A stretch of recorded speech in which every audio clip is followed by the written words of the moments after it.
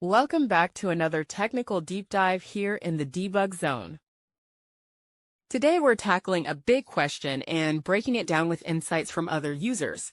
Hopefully this clears up some misconceptions and helps you get the answer you need.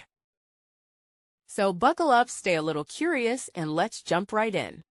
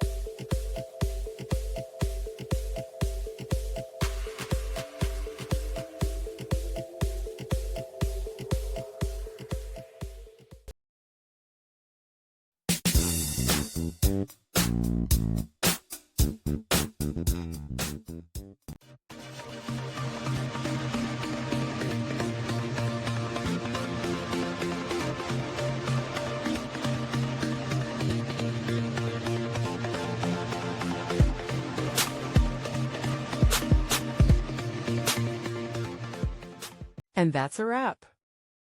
I hope you found the answer you were looking for. If you did, take a second to hit that subscribe button. It really helps out.